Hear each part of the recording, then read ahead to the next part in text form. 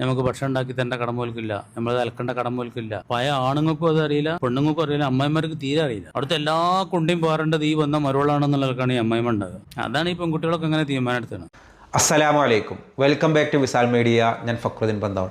എൻ്റെ ഒരു സുഹൃത്ത് ഒരു വീഡിയോ, ഒരു ഉസ്താദിൻ്റെ വീഡിയോ അയച്ചിട്ട് പറഞ്ഞു, നിങ്ങൾ ഈ മുസ്ലിങ്ങൾ എന്താണ് ഇത്ര മോശം, ഈ ഉസ്താദ് പറയണത് കണ്ടില്ലേ, ഈ പെണ്ണുങ്ങൾക്ക് ആകെയുള്ള ജോലി ഭർത്താവിനെ ലൈംഗികമായിട്ട് സുഖിപ്പിക്കൽ മാത്രമാണ്, ഇങ്ങനെ വെറും ലൈംഗികതയ്ക്ക് വേണ്ടി ജീവിക്കുന്ന ഒരു വർഗ്ഗമായിട്ട് മാറി മുസ്ലിങ്ങൾ. നിങ്ങൾ ഈ സ്ത്രീകളെ വെറും ഇതിനു വേണ്ടി മാത്രം വരുന്ന ടോയ്സാണ്, ഇങ്ങനെ ഭയങ്കര മോശമായിട്ട്. ഇപ്പം പറഞ്ഞു ഏത് ഉസ്താദാണോ ഇങ്ങനെ പ്രസംഗിച്ച ഒരാൾ, നിങ്ങൾ ആ ഉസ്താദിൻ്റെ വീഡിയോ ഒന്ന് എനിക്ക് അയക്കാൻ പറഞ്ഞു. നോക്കുമ്പോൾ ഞാൻ ആ ഉസ്താദിനെ കണ്ട് ഞെട്ടി. നമ്മുടെ അബൂബക്കർ ഫൈസി ഉസ്താദ് നല്ല പ്രഭാഷണങ്ങൾ മാത്രം നടത്തുന്ന ഉസ്താദാട്ടോ. അപ്പോൾ ആ ഉസ്താദ് ഇങ്ങനെ പ്രഭാഷണം നടത്തും. ഞാൻ ആ ഉസ്താദിൻ്റെ വീഡിയോ ഒന്ന് കണ്ടു. നമുക്ക് ഭക്ഷണം ഉണ്ടാക്കി തരേണ്ട കടമോൽക്കില്ല, നമ്മൾ അലക്കേണ്ട കടമോൽക്കില്ല. പഴയ ആണുങ്ങൾക്കും അത് അറിയില്ല, പെണ്ണുങ്ങൾക്കും അറിയില്ല, അമ്മായിമാർക്ക് തീരെ അറിയില്ല. അവിടുത്തെ എല്ലാ കുണ്ടിയും പോരേണ്ടത് ഈ വന്ന മരുവളാണെന്നുള്ളവർക്കാണ് ഈ അമ്മായിമ ഉണ്ടാകുക. അതാണ് ഈ പെൺകുട്ടികളൊക്കെ അങ്ങനെ തീരുമാനം എടുത്തത്. പെൺകുട്ടികളെ പറഞ്ഞിട്ടും കാര്യമില്ല. ഞാൻ പണിയെടുക്കാനാണോ, എന്നെ അവിടെ നോക്കാനാണ് എന്നെ കെട്ടിയെന്നൊക്കെ പറഞ്ഞാൽ ഈ സാധു അതിന് ഇപ്പം ആ കാലമൊക്കെ പോയി. പെൺകുട്ടികൾക്കുള്ള കടമ പത്തുള്ളിൽ പറഞ്ഞത് ഇഹദാ മുമ്രാത്തിൻ തോന്നുമ്പോൾ പെണ്ണിന് അങ്ങോട്ട് ഹീർത്ത് കൊടുക്കണമെന്ന്, ഓളത് അലക്കി കൊടുക്കണം, ഓക്ക് ചായം കടി ഉണ്ടാക്കി കൊടുക്കണം. കേട്ടില്ലേ? കേട്ടില്ല?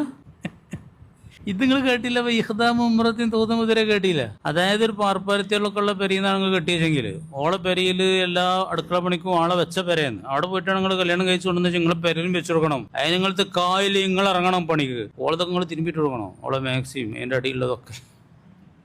ഇതൊക്കെ വ്യക്തമായിട്ട് കിതാബിൽ പറയുന്നുണ്ട്, വേണമെങ്കിൽ അറിഞ്ഞിരുന്നോളൂ. അതാണ് ഈ പറയണത്. അല്ല ഓലതൊക്കെ ഓല തന്നെ തിരുമ്പലും കുളിച്ചലും വെച്ചുണ്ടാക്കലൊക്കെ വെച്ചെങ്കിൽ അങ്ങനെ പോട്ടെ നിൽക്കാം. എന്നാലും നിങ്ങൾക്ക് ഉണ്ടാക്കിയത് എൻ്റെ കടമയൊന്നും അതൊക്കെ ഒരു സൗഹാർദ്ദത്തിലും സൽസ്വഭാവത്തിന്റെ ഭാഗമായിട്ടും ചെയ്യേണ്ടതാണെന്ന് മനസ്സിലാക്കണം. എന്നോട് ഒരാൾ പറയണ കുഞ്ഞിപ്പാക്ക, ഞാൻ എപ്പോൾ വന്നാലും എനിക്ക് ചോറൊക്കെ വിളമ്പി തരും, നീച്ച് വരേണ്ടി വരും, ഞാനോട് വന്നേ എന്നെ വാടക വാങ്ങി കൊടുക്കും. തിരക്കടൊന്നുമില്ല, അല്ല കുഴപ്പമൊന്നുമില്ല, അതിന് നിർബന്ധമൊന്നും ആക്കാൻ പാടില്ല, അങ്ങനത്തെ കടമയൊന്നും നിൽക്കില്ല. ഞാൻ കഴിഞ്ഞ ആഴ്ച വന്നപ്പോഴേ, ഞാനത് അത്ര നല്ല ആളൊന്നും അല്ല കേട്ടോ, എന്നാലും എൻ്റെ രസം പറയണേ, നല്ല മാവ് കൂട്ടി വെച്ചോളൂ, നല്ല അപ്പൊക്കെ ചൂടാൻ വേണ്ടിയിട്ട് ഇന്നൊക്കെ കൂട്ടിയിട്ടില്ലേ. പക്ഷെ ഓള് സുബേഷ് കേസിൽ കിടന്നുറങ്ങിപ്പോയി. ഞാൻ എൻ്റെ എക്സസൈസ് ഒക്കെ കഴിഞ്ഞ് നോക്കുമ്പോൾ ഇവളെപ്പോഴും ഉറങ്ങുകയാണ്. അപ്പം ഞാനവിടെ അവലുണ്ട് കൊട്ടനവര്, അതും കട്ടൻ ചായ ഉണ്ടാക്കി കുടിച്ചാണ് പോകുന്നത്. അപ്പോൾ ഭയങ്കര പൊറുതിയുടെ ഞാൻ പോരാ ഓള് നീച്ചു. ഞാനവിടെ ഉറങ്ങിവിട്ടേ. ഞാൻ അത്ര ഉഷാറൊന്നുമല്ല കേട്ടോ എന്നൊന്നും. അന്ന് കഴിഞ്ഞ ആഴ്ചത്തെ കാര്യം ഞാൻ പറഞ്ഞത്, ചിലപ്പോൾ ഞാൻ കുറുമ്പൊക്കെ കാട്ടും, ഓളും കെട്ടും കാട്ടും. കഴിഞ്ഞ ആഴ്ച എൻ്റെ പേരുണ്ട സംഭവം അതാണ്. അപ്പോൾ ഓൾക്ക് എന്തൊരു പൊറുതിയേടായി. ഞമ്മക്ക് എന്താ ഒരു കട്ടൻ ചായയും ഓരും പോരെ ഈ ക്ലാസ് എടുക്കാനൊക്കെ. ഞാൻ അങ്ങനെ തന്നെയാണ് ചെയ്യല്. ഇനിയിപ്പോൾ എപ്പോഴെങ്കിലൊക്കെ ചെന്നിട്ടുണ്ടെങ്കിൽ ഞാൻ തന്നെ വിളമ്പിയൊക്കെ തിന്നൊക്കെ ചെയ്യും. പിന്നെ എൻ്റെ ഒരു ഗുണം, എൻ്റെ പെണ്ണുങ്ങൾ പറയുന്നത് ഒരു ഭക്ഷണത്തിന് കുറ്റം പറയില്ല. ടേസ്റ്റാന്ന് പറഞ്ഞിട്ട് വിശ്വാസമില്ലാത്ത കടയുള്ളൂ. ഇനിയിപ്പോൾ അല്ല നിങ്ങൾ കാര്യം പറയാൻ ചോദിക്കുന്നോട് വേണേ മനസ്സിലാക്കി പോയാൽ ഒരു കുറ്റം പറയാം. അതുകൊണ്ട് ഓട്ടോമാറ്റിക്കാണ് ഭക്ഷണമൊക്കെ നന്നായിട്ട് വരുന്നത്. ഇപ്പം എൻ്റെ പെണ്ണുങ്ങൾ ഭക്ഷണം ഉണ്ടാക്കിയാൽ ചിലവൊക്കെ ഉഷാറൊക്കെ പറയലുള്ളൂ ചിലവർ. ഇപ്പം ഞാനതിന് പറഞ്ഞ കാരണം അതാണ്. നമ്മളിങ്ങനെ ഉഷാറല്ലേ, ഞാൻ ഉഷാറാന്ന് പറഞ്ഞാൽ അതങ്ങനെ ഉഷാറായി. ചിലപ്പില്ല, രസമില്ല, ടേസ്റ്റില്ല എന്ന് പറഞ്ഞാൽ വലിയടങ്ങാറായിട്ട് ഉണ്ടാക്കിയാണ് ഈ കാരണം. അതുമല്ല, ചിലപ്പോൾ നമ്മളൊരു വെട്ടിയത് ഞാനൊക്കെ പണ്ട് ചെയ്തതാണ്. പിന്നെയാണ് എനിക്ക് അന്തണ്ടായത്. വേറുള്ളിടത്തുള്ള രസം അവരോട് പറയും. ഒരു പൊടി പെണ്ണുങ്ങൾ ഇഷ്ടപ്പെടില്ല അത്. പ്രത്യേകിച്ച് ഞങ്ങൾക്ക് മൂല്യന്മാർക്കുള്ള ചിലവല്ലേ, അത് വലിയ മോശം ഉണ്ടാവില്ലല്ലോ. അത് ഓരോട് ഇവരോട് അറിയണ്ടോ, അതൊക്കെ പറഞ്ഞ് പെട്ട ആളാണ് ഞാൻ. അത് ഓള് പറയാം, അത് നിങ്ങൾക്ക് എന്തെങ്കിലും ഒരു ചിലവുള്ള ഉഷാറാക്കണ പോനിട്ട് വരേണ്ടോ അവൻ ചോദിച്ചിട്ടുണ്ടോട്. ഇതൊക്കെ എല്ലാം ഉണ്ട്, എല്ലാ അനുഭവങ്ങളും ഉണ്ട്. അങ്ങനെയൊന്നും ഓൾക്കൊരു കടമയൊന്നുമില്ല. ഭക്ഷണം ഉണ്ടാക്കലും ഓൾക്ക് ആകെയുള്ളൊരു കടമ ഹദീസിൽ പറഞ്ഞത്, എപ്പോൾ ശാരീരിക ബന്ധത്തിന് ഇവൻ ആവശ്യപ്പെട്ടാലും ഓള് തയ്യാറാവണം. അതും കട്ടക്കാലൊന്നും ഇല്ല, അല്ലെങ്കിൽ അവന് ഓക്ക് ഭയങ്കര കുറ്റമായിട്ടാണ് പറയുന്നത്. അവന്റെ വിരിപ്പിൽ അവന് ഇഷ്ടപ്പെടാത്ത ഒരാളെ പ്രവേശിപ്പിക്കരുത്. ഇത്രയ്ക്ക് കടമ പറഞ്ഞിട്ടുള്ളൂ. തിരിച്ച് അങ്ങോട്ടുള്ള കടമ ഭയങ്കരമാണ്. വളരെ ഉഷാറല്ലേ ഉസ്താദ് പറഞ്ഞൊരു കാര്യം. എന്താണ് ഇപ്പോൾ ഒരു മോശമായ കാര്യമുള്ളത്? ഈ അടുക്കളപ്പണി എന്ന് പറഞ്ഞാൽ സ്ത്രീകളുടെ ഒരു ജോലിയൊന്നുമല്ല. അതാ വീട്ടിൽ അവരൊരു നല്ല മനസ്സുകൊണ്ട് അവർ ചെയ്തെന്നാൽ അൽഹംദുലില്ലാ, വളരെ നല്ല വാക്ക്. ഇത് ശരിക്കും ആണുങ്ങൾ പാലിച്ചാൽ എത്ര നന്നായിരിക്കും. ഇപ്പം ഞാൻ എൻ്റെ വീട്ടിൽ ഞാൻ അടുക്കളപ്പണിക്ക് ആകെ സഹായിക്കലും തേങ്ങ ചിരക്കി കൊടുക്കും. പിന്നെ ഞാൻ കഴിച്ച ഭക്ഷണത്തിൻ്റെ പാത്രങ്ങൾ ഞാൻ കഴുകും. ചിലപ്പോൾ സിങ്കിലുള്ള പാത്രങ്ങളും കഴുകണില്ല. ഒരു ഭക്ഷണം ഉണ്ടാകും, ഒരു ചായ ഉണ്ടാക്കാൻ ഒന്നും ഞാൻ സഹായിക്കലില്ല. ഗൾഫിലുള്ള പല ആളുകളൊക്കെ അങ്ങനെ സഹായിക്കുന്ന, പ്രവാസികളൊക്കെ അത് ഫുഡ് ഉണ്ടാക്കി ശീലമുള്ള ആളുകളൊക്കെ സഹായിക്കലുണ്ട്. നമ്മുടെയൊക്കെ വീടുകളിൽ പല സ്ത്രീകളും ബുദ്ധിമുട്ടുന്നത് ഈ ഒരു അടുക്കളപ്പണിയാണ്. ആ അടുക്കളപ്പണിയെ കുറിച്ചിട്ട് ഇസ്ലാമിൻ്റെ ഒരു സമീപനം വളരെ സുന്ദരമായിട്ടല്ലേ ഉസ്താദ് പറഞ്ഞു വെച്ചിട്ടുള്ളത്. സ്ത്രീകളുടെ ബാധ്യതയല്ല.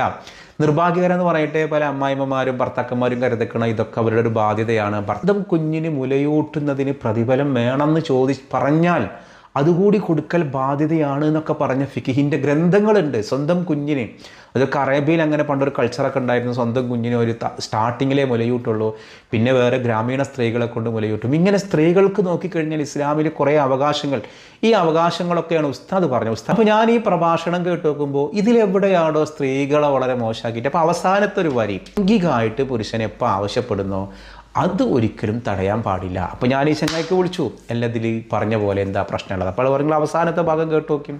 അപ്പോൾ ഞാൻ പറഞ്ഞു ഇതിലെന്താണ് തെറ്റ്, അതായത് സ്ത്രീകൾ ലൈംഗികതയുടെ ഉപകരണങ്ങൾ മാത്രമാണെന്ന് പറഞ്ഞപ്പോൾ അയാൾ പറയുന്നൊരു വാക്കാണ്, ഇങ്ങനെ കുറേ മുസ്ലിങ്ങളുണ്ടായിരുന്നു, ലൈംഗികമായിട്ട് സ്ത്രീകളിൽ നിന്ന് കിട്ടണില്ലെങ്കിൽ വേറെ വേറെ ഇങ്ങളുടെ വർഗത്തിൽ ഇങ്ങനെയുള്ള ആളുകൾ പെണ്ണ് കെട്ടിയതാണ്, പ്രസവിച്ച് കിടക്കുമ്പോൾ പെണ്ണിൽ നിന്ന് ലൈംഗിക കിട്ടാത്തത് കൊണ്ട് വേറെ പെണ്ണ് കെട്ടിയ ആളുകളുടെ കഥ എനിക്കറിയാം. ഇയാൾ കിടന്ന് റൈസാവാണ്.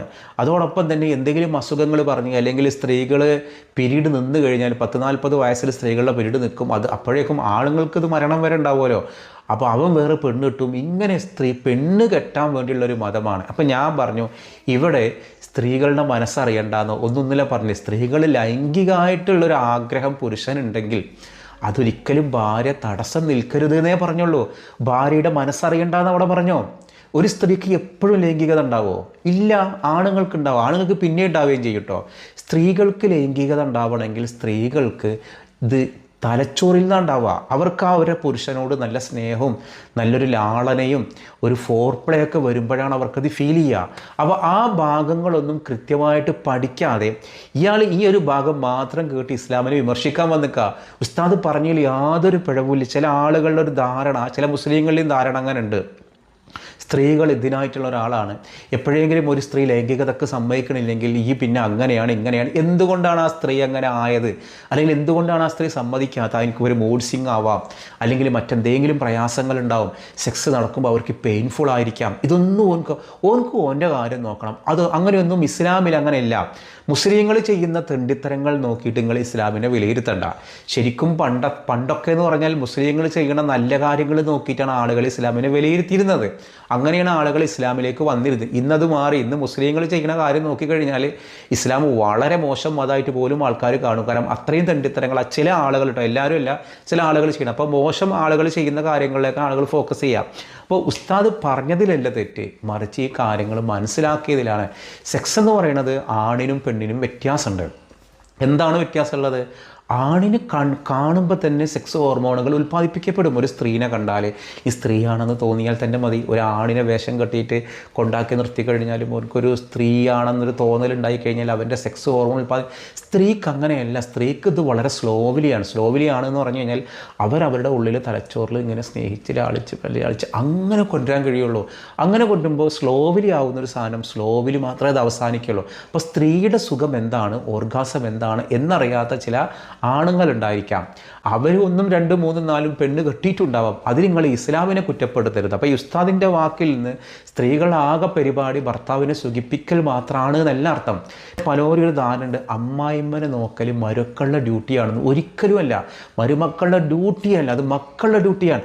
ആ മക്കളെ സഹായിക്കുന്നവർ മാത്രമാണ് ആര് മരുമക്കൾ. എത്രയോ കുടുംബങ്ങളുണ്ടെന്നറിയോ, അമ്മായിമ്മ സുഖമില്ലാതെ കിടക്കുകയാണ്. ആ സുഖമില്ലാതെ കിടക്കുകയാണ്, അമ്മായിമ്മനെ നോക്കാൻ വേണ്ടി ഇരുന്നിട്ട് ഒരു ഹോം നേഴ്സിൻ്റെ ജോലി മുഴുവനും ചെയ്യും. ഒരു റുപ്യനോട് കിട്ടില്ല.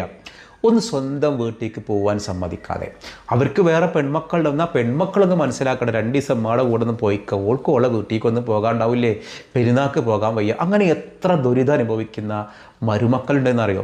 അപ്പോൾ ഈ അമ്മായിമ്മനെ നോക്കി പരിചരിക്കേണ്ട ചുമതല മരുമക്കളുടേതല്ല, ഇതാരുടേതാണ്? മക്കളുടേതാണ്. ആ മക്കളിൽ ആൺമക്കൾ പെൺമക്കൾ എന്നുള്ള വ്യത്യാസങ്ങളൊന്നുമില്ല. പെൺമക്കളൊക്കെ കല്യാണം കഴിച്ച് പോയവരല്ലേ, ഇനിയിപ്പോൾ അവരെ അമ്മായിമ്മനല്ലേ നോക്കേണ്ടത്, എന്നെ നോക്കേണ്ടത് എൻ്റെ മരുമക്കളല്ലേ? നോ, അങ്ങനെ ഒരു സിസ്റ്റമേ ഇല്ല. ഈ സിസ്റ്റം വലിയൊരു കെണിയാണ്. ആരുടെ കണി? ഈ അമ്മായിമ്മനോട് ഭയങ്കര വിരോധം ഒടുവിൽ ഈ മരുമകൾക്കുണ്ടാകും. ഒരു മനസ്സിലൊരു മോശം സ്വഭാവക്കാരിയാണെങ്കിൽ പിന്നെ പറയാൻ വേണ്ട. അപ്പം അതിൻ്റെ സാഹചര്യങ്ങൾ ഉണ്ടാക്കുക. അപ്പോൾ അങ്ങനത്തെ ഒരു സുഖമില്ലാതെ കിടക്കുന്ന ഒരു കിടപ്പ് രോഗിയായ ഒരു അമ്മായിമ്മയാണെന്നുണ്ടെങ്കിൽ പെൺമക്കളും ആൺമക്കളും ചിന്തിക്കണം.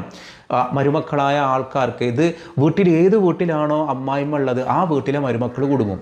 കാരണം പ്രായമായ ഉമ്മാനെ നോക്കണ്ടേ. അപ്പോൾ ബാക്കിയുള്ള മരുമക്കളും കൂടി ആലോചിക്കട്ടെ, 2 ദിവസം ഞങ്ങൾ വന്ന് നിൽക്കുക, ആ ഉമ്മാനെ കണ്ടു കൊണ്ടുവരാൻ ബുദ്ധിമുട്ടായിരിക്കും, ഉമ്മാക്ക് യാത്ര ബുദ്ധിമുട്ടാണ്.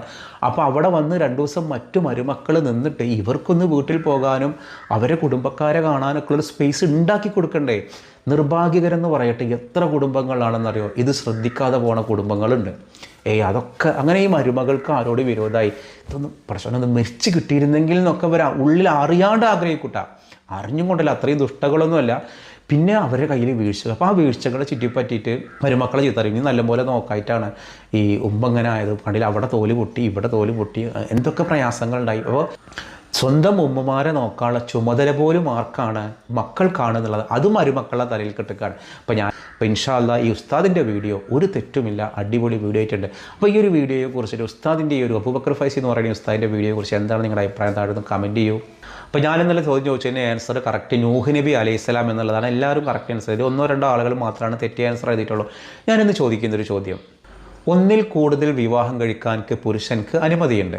ഞാൻ ചോദിക്കട്ടെ, ഇങ്ങനെ ഒന്നിൽ കൂടുതൽ വിവാഹം കഴിക്കുന്നതിനെക്കുറിച്ചുള്ള നിങ്ങളുടെ അഭിപ്രായം എന്താണ്? നിങ്ങളുടെ ഭർത്താവ് അങ്ങനെ വേറൊരു സ്ത്രീയെ കൂടി കല്യാണം കഴിക്കുന്നത് പറഞ്ഞാൽ നിങ്ങൾ അംഗീകരിക്കോ? നിങ്ങളുടെ സഹോദരൻ അങ്ങനെ രണ്ടാമതൊരു വിവാഹം കഴിക്കാൻ പോവുകയാണെന്ന് പറഞ്ഞാൽ നിങ്ങൾ അംഗീകരിക്കോ? അതിനെക്കുറിച്ചുള്ള നിങ്ങളുടെ കാഴ്ചപ്പാട് എന്താണ് എന്നുള്ളതാണ് ചോദ്യം. ഞാൻ എൻ്റെ പേഴ്സണൽ കാര്യം പറയാം, ഒരു ഭാര്യ ഉണ്ടായിരിക്കെ വേറൊരു വിവാഹം കഴിക്കുന്നതിന് ഞാൻ ഒരു കാലത്ത് ഞാൻ യോജിക്കില്ല എന്നുള്ളതാണ് എൻ്റെ ആൻസർ. ഇനി നിങ്ങൾക്ക് നിങ്ങളുടെ ആൻസർ പറയാം. മറ്റൊരു ദിവസം മറ്റൊരു വീഡിയോയുമായി വീണ്ടും കാണാം.